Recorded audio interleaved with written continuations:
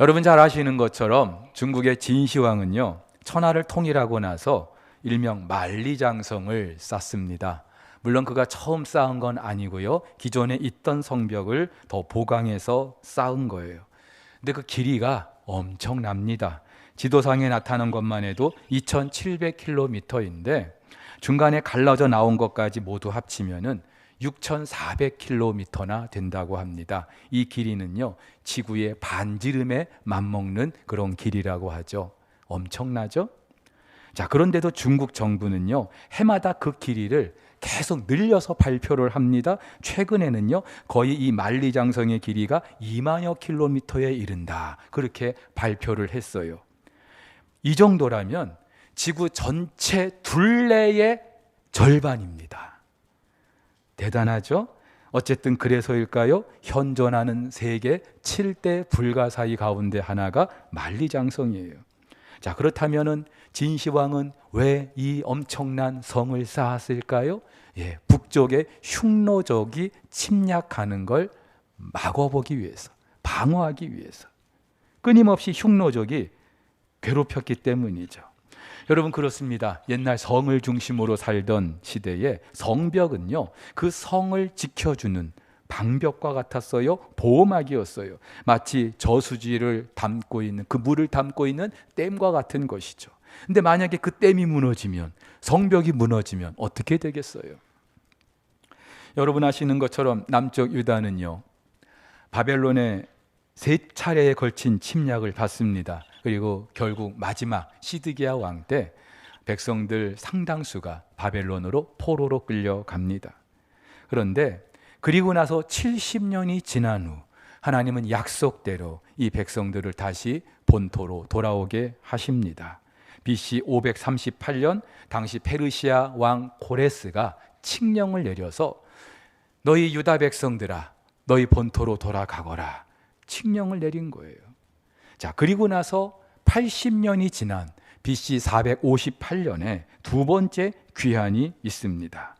1차 귀환을 주도했던 사람은 스룹바벨이죠. 스룹바벨이 1차 귀환하고 나서 했던 큰일 중에 하나가 무너진 성전을 다시 세운 거였어요. 일명 스룹바벨 성전 또는 제2성전이라고 부릅니다. 자, 두 번째는 에스라가 중심이 돼가지고 대대적인 신앙개혁 운동을 벌였어요. 자, 여러분, 1차 귀환이 있고 나서 2차 귀환이 있을 때까지 80년의 시간이 지났습니다. 이 정도 시간이 지났다면 우리나라만 보더라도 이제 나라가 다시 정상을 되찾아야 하지 않겠습니까?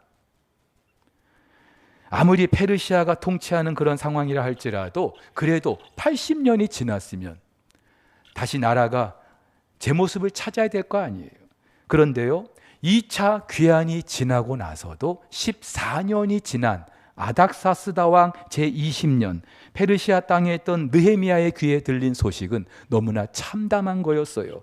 1장 3절에 이렇게 말합니다. 그들이 내게 이르되 사로잡힘을 면하고 남아있는 자들이 그 지방 거기에서 큰 환난을 당하고 능욕을 받으며 예루살렘 성은 허물어지고 성문들은 불탔다 하는지라.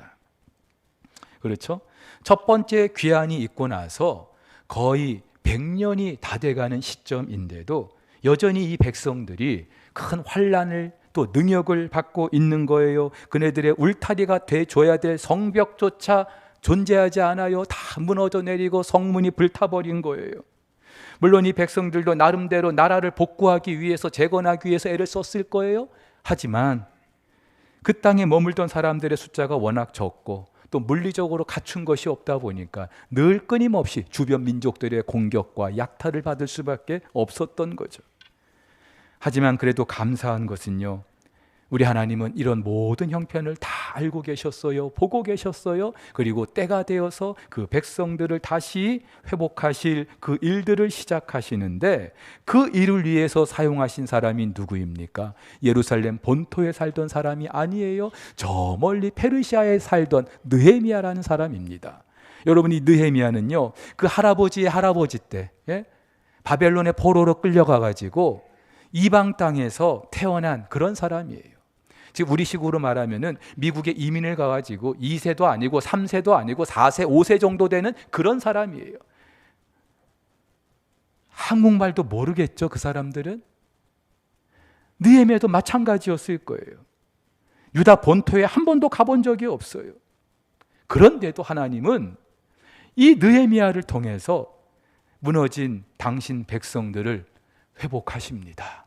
여러분, 느헤미야라는 그 말의 뜻이 하나님의 위로라는 그런 의미가 있는데, 말 그대로 하나님께서 절망과 탄식 가운데 있는 당신의 백성들을 위로하시는 거예요. 누구를 통해서? 느헤미야를 통해서. 제일 먼저 느헤미야가 고국의 소식을 듣게 하시죠. 당시 느헤미야는 아닥사스다 왕의 술관원이었어요. 지금으로 하면은 대통령, 비서실장, 경호실장에 준하는 그런 고위직입니다. 그런데 어느 날 고국의 소식을 듣게 된 거예요. 그 예루살렘에 돌아간 자기 백성들 큰 환난과 능욕을 받고 있다는 소식. 성은 다 무너져 버리고 성문이 불타버리고. 그러자 이 소식을 들은 느헤미야가 웁니다. 통곡합니다.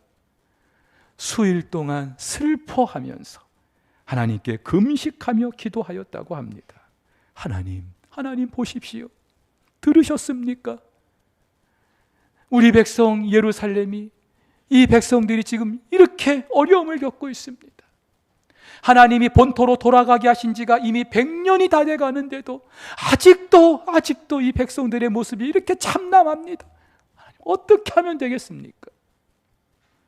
근데 여러분, 느헤미야는요, 기도만 한 게 아니었어요. 행동으로 옮깁니다. 그러면서 그 유다 본토에 한 번도 가보지도 않았는데, 내가 가서 예루살렘 무너진 성벽을 다시 세워야 되겠다, 그렇게 결심을 합니다.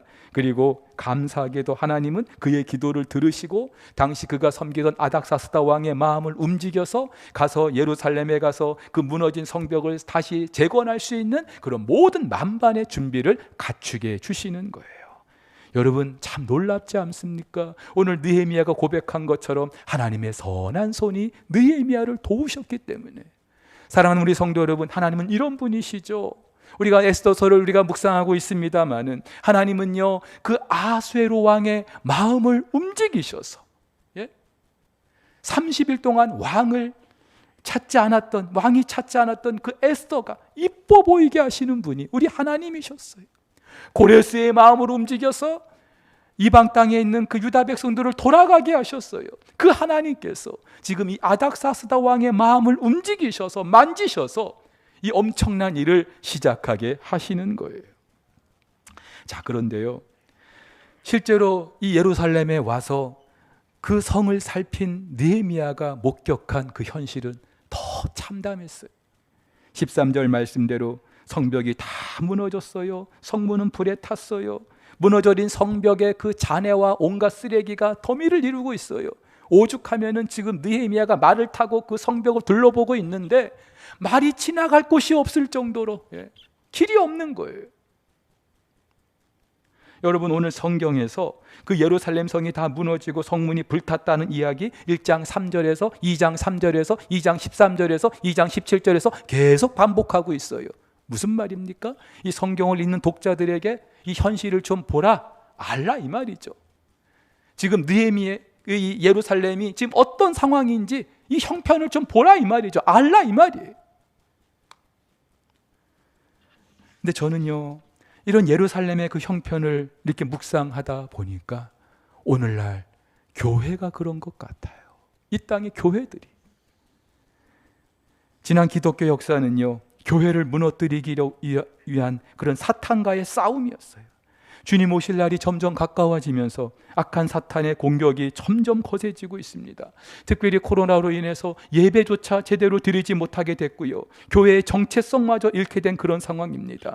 코로나가 이제 거의 끝나가는 해제 수준인데도 아직 코로나 이전의 상태로 회복하는 것이 아직도 요원한 그런 상태예요. 아니, 언제부터인지 한 3년 이렇게 지내다 보니까 아예 이런 상황이 익숙해져 버렸어요. 이게 정상인 것 같은 거예요. 그래서 재작년이죠. 2021년 연말에 세일의 특별기도회 때 이 느헤미야서를 가지고 우리 다시 교회를 세워봅시다, 그런 마음으로 특별기도회를 진행했는데 1년이 지나도요, 별 달라진 게 없는 것 같은 거예요. 이대로 계속 갈 것 같은 위기의식도 있어요. 그래서 새해를 시작하면서 다시 한번 이 본문을 가지고 여러분들과 나누게 되었습니다. 왜냐하면요, 포기할 수 없기 때문에. 교회를 세우는 일을, 교회를 다시 우리가 재건하는 일을 포기할 수 없기 때문에. 왜냐하면은 이 시대 모든 그리스도인의 살 길은 교회의 회복에 있기 때문인 줄 믿습니다. 물론 여러분 각 개인의 문제도 많을 거예요. 해결해야 될 숙제도 많고요, 응답받아야 될 기도의 제목도 많고요. 내포가 석자인데 무슨 교회, 그러실 수 있어요. 근데 여러분 명심하세요. 하나님의 궁극적인 관심이 있는 공동체, 교회이거든요. 온 우주 만물 가운데 하나님께서 가장 귀하게 여기시는 공동체, 교회이거든요. 왜요? 당신의 아들을 십자가에 내주고 세우신 공동체가 교회이기 때문에. 하나님은 온 우주 만물 가운데 교회를 가장 중요하게 생각하시는 거예요. 그리고 하나님의 최선, 그 하나님 나라를 이루시는 매개체도 교회예요. 뭐 미국이나 중국 같은 나라를 통해서 하나님 나라를 만드시는 게 아니에요. 이 땅에 초라해 보이지만, 눈에 보이지도 않지만, 힘이 없는 것 같지만 이 땅의 교회들을 통하여 하나님의 그 최선 하나님 나라를 이루어 가시는 줄 믿으시기를 바랍니다. 여러분, 그렇다면은 이 교회의 구성원인 저와 여러분들의 가장 궁극적인 관심, 제일의 관심도 교회가 될 수밖에 없는 거예요. 현실적으로 저나 여러분들이 살면서 힘을 얻는 그 동력도 교회에 있어요. 여러분 그렇지 않습니까? 교회가 시끄럽고 힘들고 뭐 좀 어려운 일이 있으면은요, 나도 힘들어요, 내 마음도 불편해요, 한 주간 일이 손에 안 잡혀요, 괜히 불안하고 두렵고. 하지만 내 삶이 아무리 힘들고 어려워도 교회가 평안하면은요, 교회가 건강하면은요, 다시 이 예배 자리에 와서, 교회 공동체에 와서 힘을 얻는 거예요. 용기를 갖게 되는 거예요. 무엇보다 교회가 다시 세워져야 될 진짜 이유가 있어요. 내가 교회입니다. 내가. 여러분 각자가 교회인 거예요. 석호교회는 지금 이 자리에 계신 우리 모든 성도들 한 사람 한 사람이 마치 집을 이루는 벽돌과 같이 이 교회를 이루고 있는 거예요. 벽돌 중에 하나만 빠져버려도, 무너져 버려도 교회는 와르르 무너질 수밖에 없는 거예요. 그렇기 때문에 여러분 각자가 교회인 거예요. 그렇다면 우리의 관심은 교회가 되지 않을 수 없는 거죠. 이걸 누구보다 잘 알았던 바울은요, 이렇게 고백합니다. 이 외의 일은 고사하고 아직도 날마다 내 속에 눌리는 일이 있으니, 바울이 마음을 너무나 힘들게 하고 또 그 마음에 부담을 주는 게 있다 이 말이에요. 뭐예요? 곧 모든 교회를 위하여 염려하는 것이라. 바울의 모든 관심도 교회에 있었어요. 물론 교회를 세웠기 때문에, 사도이기 때문에, 목회자이기 때문에 그럴 수 있죠. 하지만 바울은요, 교회가 무엇인지 알았던 거죠. 교회는 하나님께서 그 아들 예수 그리스도를 십자가에 죽이시고 만든 공동체라는 사실, 그리고 이 땅의 모든 그리스도인들은 그 그리스도의 몸인 교회를 이루는 지체라는 사실, 그렇기 때문에 누구도 교회와 떨어져서 생각할 수 없다는 사실, 교회가 살아야 내가 살고 내가 곧 교회라는 이 사실, 바울이 잘 알았던 거예요. 감사하게도 이 이스라엘 백성들 무너진 성벽을 느헤미야를 중심으로 다시 쌓아갑니다. 남녀노소 빈부귀천 가리지 않고요, 모두가 한 마음이 돼서 교회를, 성벽을 재건합니다. 어떤 사람은 자기 집 앞에 있는 성벽을 쌓기도 하고, 또 어떤 사람은 멀리까지 원정 가서 쌓기도 합니다. 무슨 말이에요? 모두가 다 같이, 한 사람도 빠짐없이. 그래서 느헤미야 3장을 보면은요, 이제 성벽 공사를 시작하는데 처음 시작한 곳, 그 다음에 이어서 계속 성을 쌓아가는데 그 다음에 이 단어가요 31번이나 반복되고 있어요. 무슨 말이에요? 성벽을 쌓는 일에 너나 할 것 없이 다 같이 참여했다는 말이죠. 왜요? 내가 교회이기 때문에. 내가 쌓지 않으면 성벽은 쌓아질 수 없기 때문에. 사실 여러분, 이 일을 주도했던 느헤미야요, 아쉬울 게 없는 사람이에요. 아닥사스다 왕의 술관은 엄청난 권세도 있고요, 부귀영화도 누렸을 거예요. 그냥 그렇게 페르시아 땅에서 살아도 전혀 문제가 되지 않을 사람이에요. 그런데 굳이 자기 고국의 그 상황에 관심을 가질 필요가 없어요. 그것도 저렇게 힘들다고 하는데 뭐 굳이 내가 관심 가질 필요가 없어요. 여러분, 이스라엘 백성들이 1차, 2차 귀환했을 때 그 숫자가 모두 5만 명입니다. 여러분이 많다고 생각하겠지만 너무나 적은 숫자예요. 포로로 끌려온 사람들, 그리고 그 땅에서 아이를 낳고 그 땅에 머물던 사람들의 숫자에 비하면 5만 명이라는 숫자는 너무나 작아요. 왜 그랬을까요? 물론 뭐 숫자의 제한을 뒀기 때문일까요? 아니겠어요? 아닐 거예요. 가기 싫은 거예요. 갈 필요가 없는 거예요. 왜? 그냥 여기서도 이렇게 잘 먹고 잘 살 수 있는데, 아무 걱정이 없는데, 단지 뭐 우리가 이방 땅에 살고 있다는 거 외에는 아무런 문제가 없는데 굳이 저 예루살렘 가가지고 다시 고생 시작할 필요가 없는 거예요. 느헤미야도 그랬어요. 그런데요, 그럴 수 없었어요. 왜냐하면요, 비록 자기 몸은 이 페르시아 땅에 있지만 그러나 자기의 정체성은, 자기의 신분은 하나님의 선민 유다 백성이었기 때문에 그 유다 백성의 그 공동체가 다시 세워가는 일에 그 예루살렘 성벽이 얼마나 중요한지 느헤미야는 알고 있었기 때문이죠. 여러분, 여기서 우리는 반드시 생각해야 됩니다. 교회를 다시 세우는 일에 있어서 저와 여러분들이 제일 먼저 생각해야 될 것, 왜 하나님께서 나를 이 석포교회에 보내셨는지 생각하셔야 돼요. 여러분, 부산에 1800개 교회가 있는데요, 뭐 부산 전체는 말할 것도 없고 뭐 굳이 그럴 것까지도 없고 남구에만 130개 교회가 있습니다. 근데 이 그 130개 교회 가운데 여러분 왜 석포교회에 오셨는데요? 왜요? 또 여러분이 이 교회에 몸담고 나서 하나님께서 이런저런 직분도 주셨을 거예요. 장로, 권사, 집사, 네, 이런저런 직분을 주셨을 거예요. 그렇다면 왜 이런 직분을 주셨는지 생각해 보셨습니까? 그냥 시간이 좀 되니까 뭐 직분을 주시대요, 그런 겁니까? 아니죠. 하나님께서 저와 여러분들을 이 석포교회에 보내신 이유, 특별히 이 교회에 이런저런 직분을 주신 이유, 이 교회를 세우기 위함인 것이죠. 그리스도의 몸을 세우기 위함인 거예요. 여러분, 느헤미야, 하나님께서 왜 그를 왕의 술관원이 되게 하셨을까요? 사실 그 한 사람으로 보면은 굉장히 잘된 일이죠. 출세한 거죠. 입지전적인 그런 인물이죠. 근데 하나님께서 그 느헤미야 한 사람 잘 먹고 잘 살라고 그런 높은 관직을 주신 걸까요? 아니죠. 그 느헤미야를 통하여 무언가 하나님이 하실 큰 그림이 있었던 거예요. 느헤미야는 그랬던 게 아니죠. 요셉이 애굽의 총리가 되게 하신 것, 요셉 한 사람 출세하게 하시려고 너 고생 많이 했으니까 내가 보답할게, 아니죠. 요셉을 통하여 하나님이 이루시는 엄청난 일이 있었어요.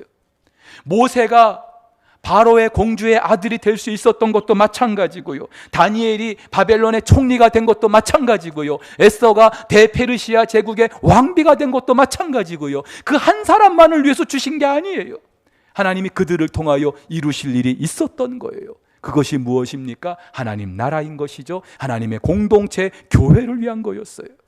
그렇다면은 오늘 저와 여러분들도 곰곰이 생각해야 돼요. 하나님이 나를 왜 이 교회에 보내셨는지, 왜 이 교회 직분자로 세우셨는지, 왜 나에게 이런 기회를 주셨는지 생각하셔야 돼요. 여러분, 그렇다면은 우리가 제일 먼저 다시 쌓아야 될 그 성벽이 무엇일까요? 예배입니다. 예배. 오늘 이 백성들이요, 그렇게 성벽 공사를 시작하는데 어디서부터 시작한 줄 아십니까? 양문. 지도를 보시면은 저 파란색으로 된 그 경계가 당시 느헤미야 때 예루살렘 성벽의 경계였어요. 근데 그 제일 위쪽에 북쪽에 양문이 있습니다. 양문은 양이 드나드는 문이에요. 왜 양이 이 문으로 드나들게 했을까요? 그 밑에 보면은 성전이 있습니다. 성전에서 하는 일이 무엇입니까? 하나님께 제사를 드리는 거죠. 자, 하나님께 제사를 드리는 그 성전의 기능을 제대로 감당하기 위해서 제일 먼저 양문을 건축한 거예요. 세운 거예요. 왜냐하면은 이 백성들은요, 하나님을 예배하는 공동체였기 때문에. 이스라엘 백성들, 특별히 이스라엘의 족장들도요, 어디를 가든지 가는 곳마다 제단을 쌓았어요. 이 백성들이 광야를 지날 때에도 가는 곳마다 성막을 세워서 하나님께 제사를 올려드렸어요. 2023년 매일 성경 큐티 1월달 본문이 민수기입니다. 오늘 첫 번째 날 민수기 1장을 묵상했는데요, 하나님께서 시내산에서 1년 가까이 머문 그 백성들에게 명을 내리십니다. 모세에게 너 인구 조사해라. 20세 이상으로 싸움에 나갈 만한 사람 숫자를 조사해라. 왜요? 이제 이 백성들 가나안으로 진격해야 되거든요. 군대가 되어야 되거든요. 지금까지는 애굽에서 출애굽한 패잔병이지만 이제부터는 군대가 돼야 하거든요. 근데 여러분, 싸우려면은요, 한 사람이라도 숫자가 더 많아야 되지 않겠어요? 선거 때 지게 짝대기라도 필요하면 쓴다고 하는데, 지금 가나안을 정복하기 위해서는 한 사람이라도 더 끌어 붙여야 되는데, 하나님은요 그렇게 인구조사를 하게 하시면서 레위 지파는 빼라, 레위 지파는 조사하지 말아라. 왜요? 레위 지파가 할 일이 있거든요. 하나님의 성막을 관리하는 일, 다시 말해서 하나님을 제사하는 일, 그것을 이 레위 지파가 감당해야 됐기 때문에. 무슨 말이에요? 좋다, 너희들 가나안을 정복하기 위해서 군대를 편성하는 것도 좋은데 더 중요한 게 있다. 너희들은 예배 공동체다. 예배가 너희들의 중심에 있어야 된다. 지금 이것을 말씀해 주시는 거예요. 사랑하는 우리 성도 여러분, 코로나 때문에 무너진 영역들 너무 많이 있지만 그래도 예배가 우선이 돼야 할 줄로 믿습니다. 예배가 회복되지 않고, 저나 여러분들의 삶에 예배가 다시 회복되지 않고서 그 무엇을 해도, 그 어떤 일을 시도해도 소용없어요. 가장 중요한 게 무너졌는데.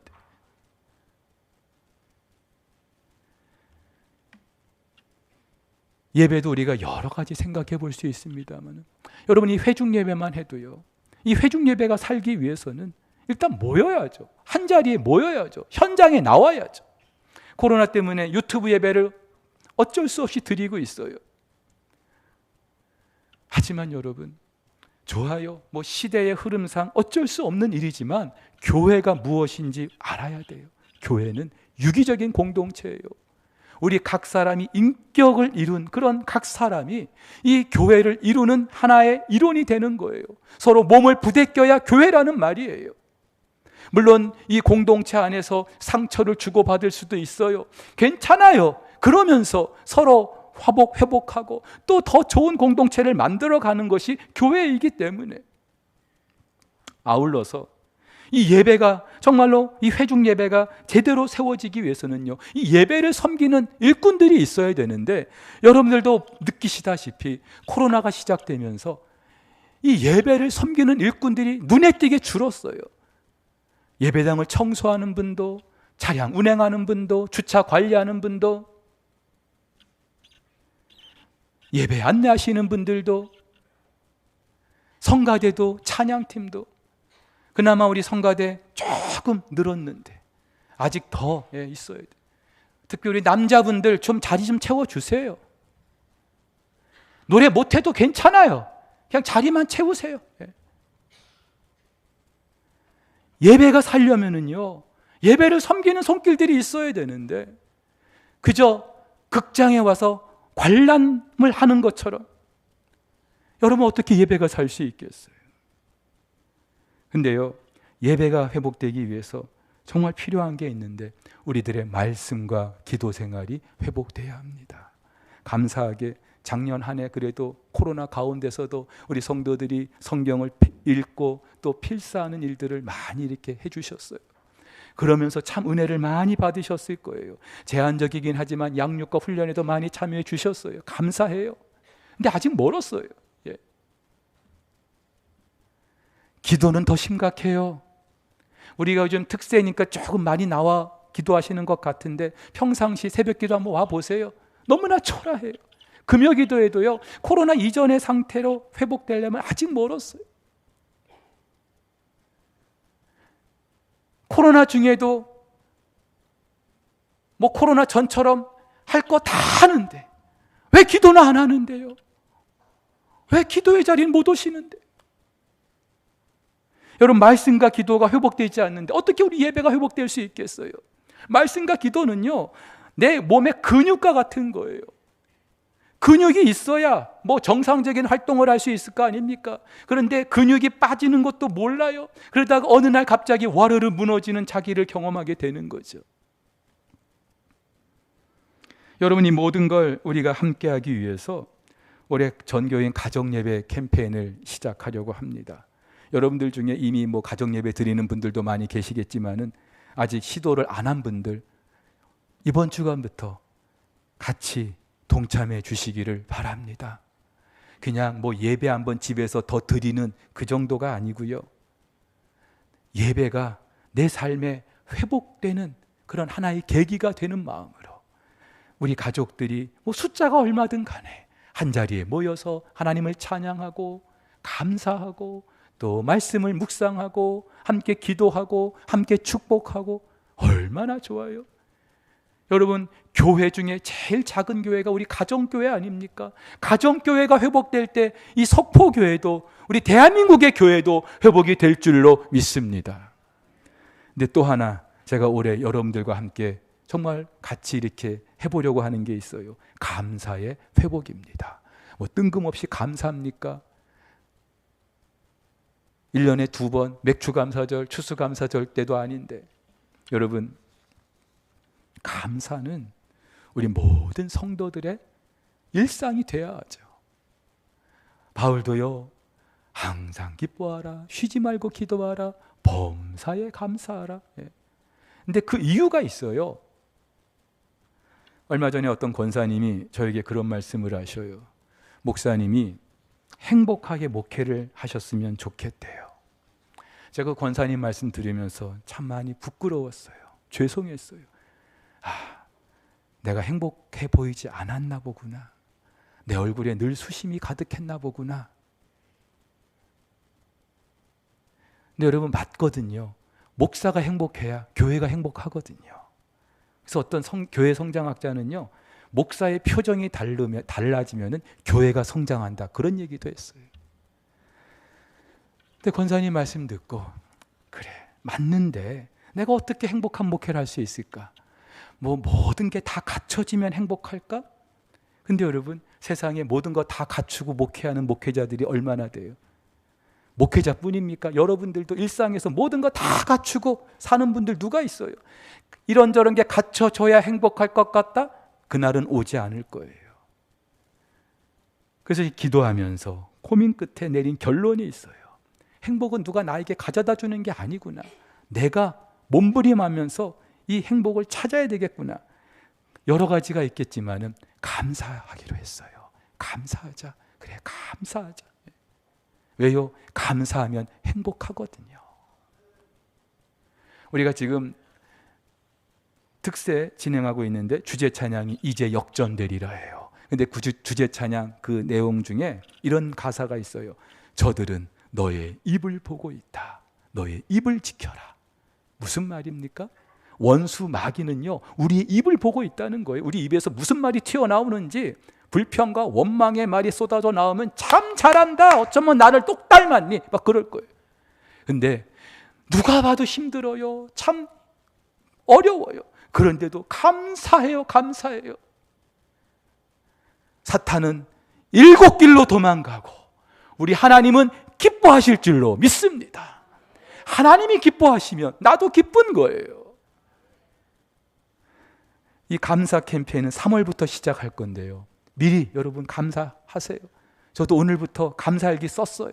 아침에 출근하자마자.